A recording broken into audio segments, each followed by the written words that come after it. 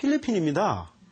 그래서 60년, 70년에는 우리나라 학자들이 저희 윤사님도 그러셨다고 그러셨어요. 거기 가서 공부하고 배우고 그 기술을, 육종하는 기술을 배워갖고 우리나라가 그렇게 왔습니다. 그러면은 국제벼농업연구소가 세워질 정도로 그런 농업 강국이었던 필리핀이 40년 만에 왜 이렇게 식량이 부족한 나라가 됐을까요? 왜 그럴까요?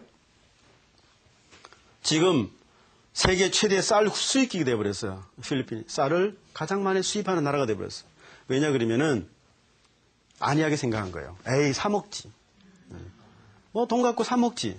이렇게 생각한. 그러다 보니까 점점 농업 인구는 줄어지고 그다음에 개발도 안 하게 되고 국제벼연구소는 있지만은 그 연구소는 사실 어떻게 보면은 예전만큼 그렇게 활발하게 필리핀 국민을 위해서 일을 하지 않는 거 되겠죠. 그래서 정부미가 일반 미의 50% 가격으로 필리핀에서는 공급을 한답니다.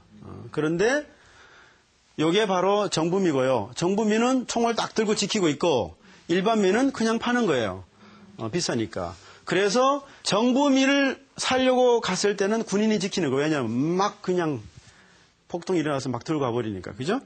그래서 1960 농업혁명을 일으켰던 필리핀조차도 농업에 안이한 생각을 가지고 대책을 세우지 않다 보니까 이제는 쌀을 수입하는 나라가 됐고 결국 시민들은 그 쌀을 구하기 위해서 폭동을 일으키는 그런 사태까지 가게 되었다. 캐서린 버티나가 한 말입니다. 유엔 세계식량계획 사무국장이면서 전미 농림부 차관보를 지내신 분인데 식량은 권력이다. 우리는 행동을 변화시키기 위해서 식량을 사용한다. 혹 그것을 매수라고 부르는 이들이 있을지도 모르겠다. 우리는 그렇지 않다고 굳이 변명하지 않겠다. 어떻게 보면은 좀 무시무시한 말 같아요. 그죠? 식량은 권력이다. 그리고 아까 그 문구처럼 식량은 그 나라가 아니고 인민을 우리가 통제할 수 있는 하나의 수단이 될 수 있다라는 거죠. 이러한 식량 문제를 해결하기 위해서 가장 기본적으로 그러면 뭘 해야 되냐? 그냥 우리가 가만히 앉아갖고 그냥 기다릴 수는 없잖아요. 그죠? 그러기 위해서는 우리가 이러한 식량 전쟁 시대에 우리가 대처하기 위해서는 우수한 품종을 개발해야 된다. 왜냐하면 생산성이 20% 높은 가뭄에 강하고 예를 들어 병충해 강하면은 품종 하나만으로서 생산성이 30% 늘어갈 수 있어요. 예를 들어서 제가 몽골 카자흐 이쪽에다가 품종을 한 8개를 쭉 심었어요. 심었더니만 그중에 한 2가지 품종이 굉장히 우수한 거예요. 그래서 봤더니만 이 감자 품종은 뿌리가 땅속 깊이 뻗어요. 그래서 물이 많지 않더라도 한번 비 온 걸 그 물 가지고 오랫동안 버티면서 생산성을 보여주는데 일반 거기에서 가뭄에 강하지 않은 품종에 비해서 생산성이 거의 2배 가까이 엄청난 수확량을 받았어요. 그래서 그런 것 같은 경우는 품종 하나로서 우리가 농민들이 내가 한 평에서 예를 들어서 한 3kg밖에 얻을 수 없는데 그게 8kg가 될 수, 10kg가 될 수 있는 거죠. 그죠?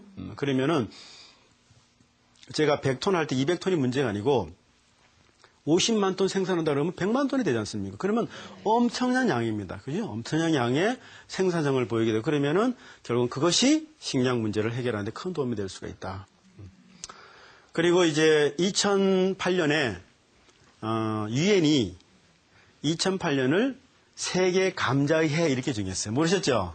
2008년에 유엔이 있어. 왜냐 그러면은 일반적으로 옥수수나 뭐 밀이나 그다음에 콩이나 쌀이나 뭐 이런 경우는 우리가 생산해 갖고 예를 들어서 개발도상국가 생산해서 이걸 가지고 돈이 필요한 팔아먹을 수 있잖아요. 그런데 감자 같은 경우는 수분이 85%가 있어요. 그러다 보니까 이동하는데 비용이 다 들어가기 때문에 로컬 푸드, 지역에 맞는 식량을 제공하는 가장 좋은 작물이 바로 감자다.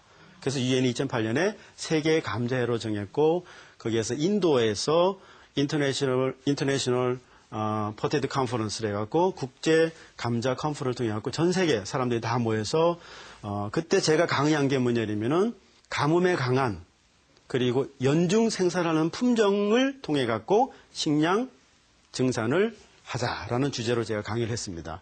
그래서 그러기 위해서는 많은 유전자를 우리가 확보하고 새로운 품종을 우리가 계속해서 개발하는 그런 노력을 해야 됩니다. 그래서 마지막으로 우리가 식량은 권력이다라는 것을 다시 한번 강조하고 식량이 권력이 된 오늘날 우리나라도 선진국으로 도약하기 위한 안정적인 경제 발전의 원동력으로서 식량 위기를 겪지 않기 위해서는 쌀을 비롯한 여러 작물의 식량 자급률을 높이고 안정적인 해외 식량 기지를 확보하여 식량 주권을 확보하는 것이 굉장히 중요하다고 하겠습니다. 이러한 식량 전쟁 시대에 필요한 종자, 그 종자는 제2강에서 왜 종자가 중요한지 2강에서 말씀을 드리도록 하겠습니다. 네, 감사합니다.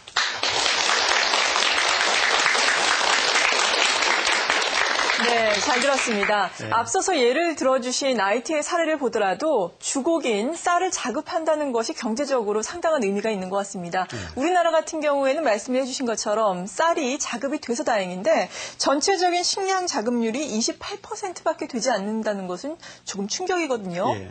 이것을 보완하기 위해서 우수한 품종을 개량하는 것이 필요하다라고 말씀해 주셨는데 조금 더 자세하게 해결책에 대해서 설명을 해 주시죠.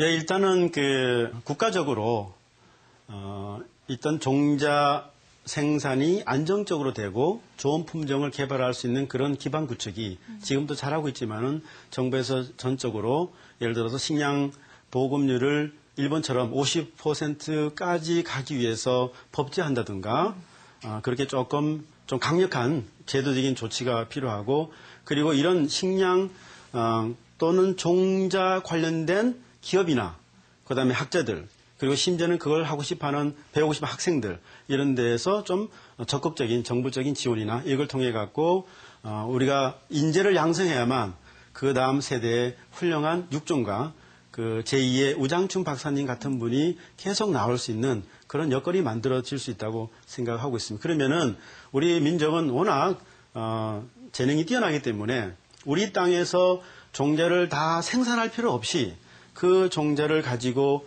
해외에 가서 기지화해갖고 우리 종자이기 때문에 생산해서 그 식량을 가져올 수 있는 아까 제가 말씀드린 해외 식량 기지화 그리고 거기서 가공공장 세워서 제품을 만들어 올 수 있는 그런 방법들이 좋지 않을까 생각을 하고 있습니다.